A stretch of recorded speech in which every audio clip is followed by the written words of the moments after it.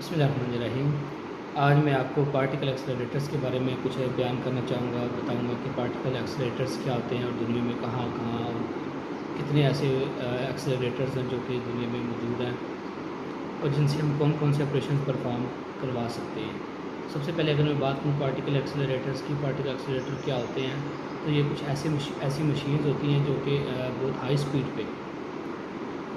Speed पर एक beam की शक्ल में एनर्जी, हाई स्पीड और एनर्जी के साथ एक बीम की शक्ल में पार्टिकल को एक्सेलरेट करवाती हैं। ये पार्टिकल फिज़िक्स में बहुत ही अहम किरदार अदा करते हैं, यानी कि हम इनसे बहुत ही अहम कलीदी काम लेते हैं, बहुत सी फील्ड्स में रिसर्च में लेते हैं। इसके अलावा साथ साथ हम किसी भी एटम के इंटरनल स्ट्रक्चर को स्टडी करने के लिए भी हम पार्टिकल एक्सेलरेटर यूज़ करते हैं।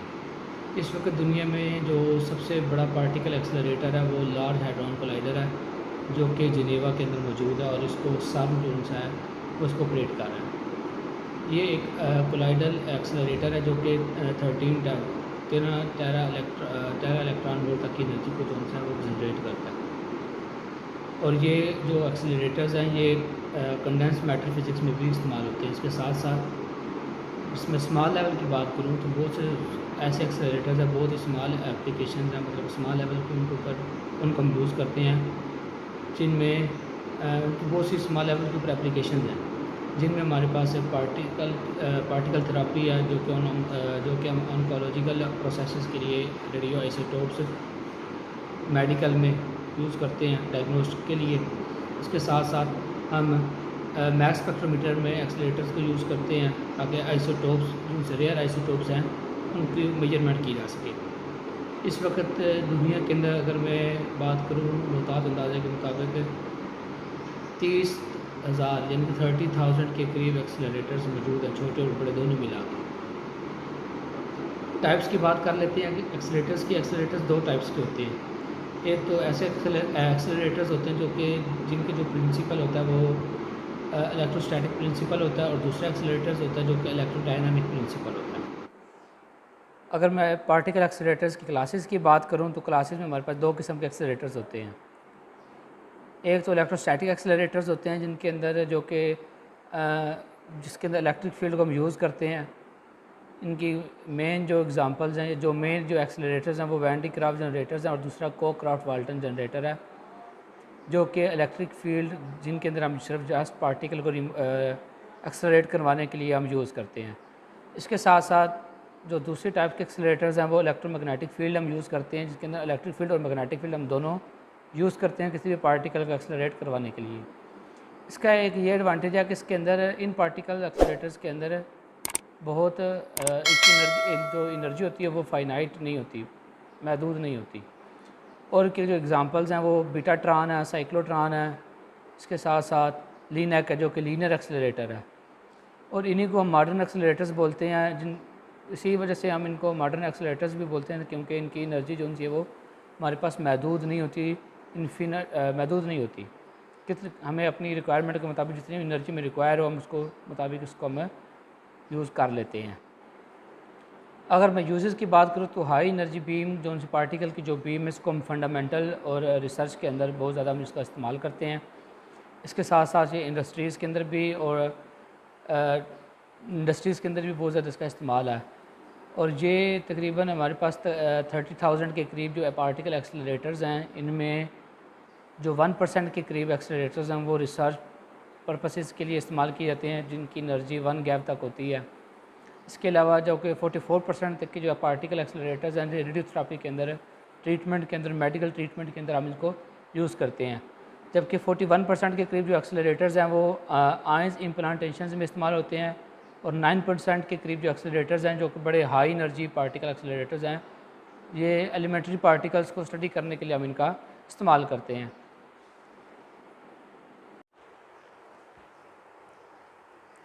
आज हम पढ़ने लगे हैं हमारे पास Van de Graaff generator. Van de Graaff generator क्या होता है, पार्टिकल एक्सेलरेटर के तौर पे काम करता है, और इसको सबसे पहले हम देख लेते हैं डिस्कवर करने वाला इसको वैन डी ग्राफ है, जिसने 1929 के अंदर इसको डिस्कवर किया था।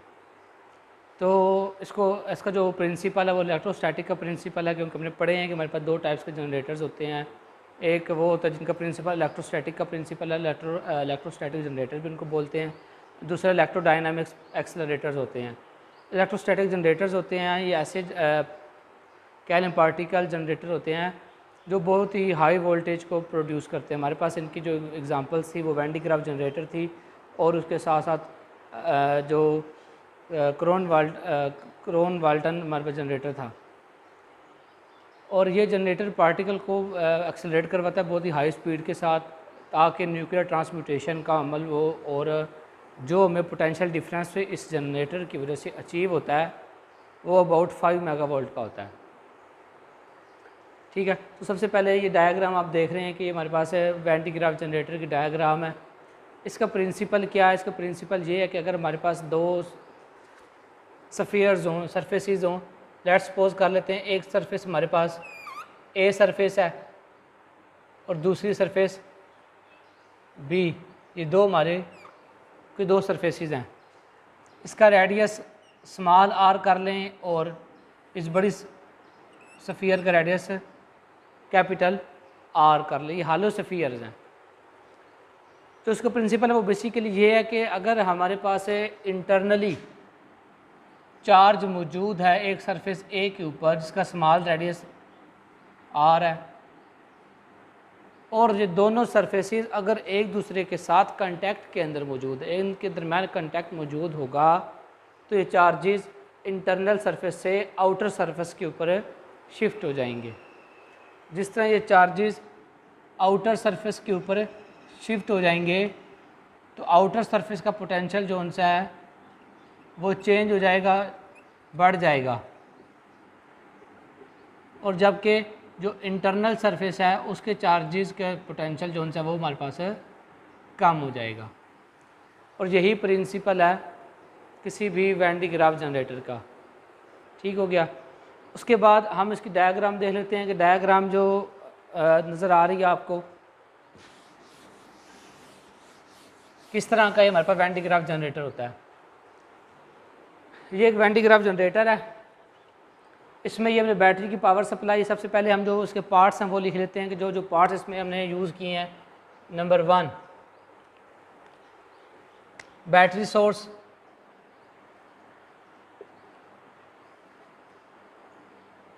बैटरी का सोर्स है।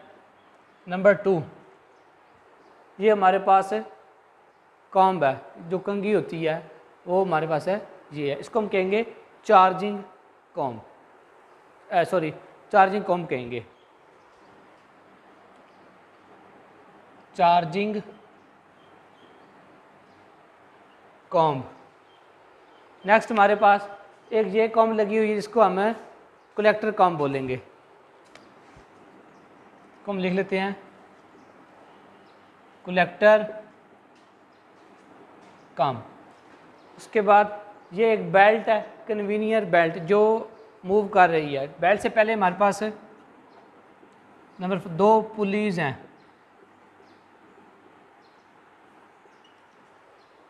एक ये पुली है और एक ये पुली है जो डोम के सेंटर में है। 2 पुलीज़ हैं, उसके साथ हम एक डोम ले लेते हैं। नंबर 5 पे हमारे पास डोम है, जो कि ये अपर पार्ट इस जनरेटर का, इसको हम डोम बोलते हैं। उसके बाद ये कन्वीनियर बेल्ट है, इसको लिख लेते हैं पार्ट 6 कन्वेयर बेल्ट। अब यहाँ पे मैं अगर पार्ट्स के नाम दे दूँ तो ये हमारे पास बैटरी,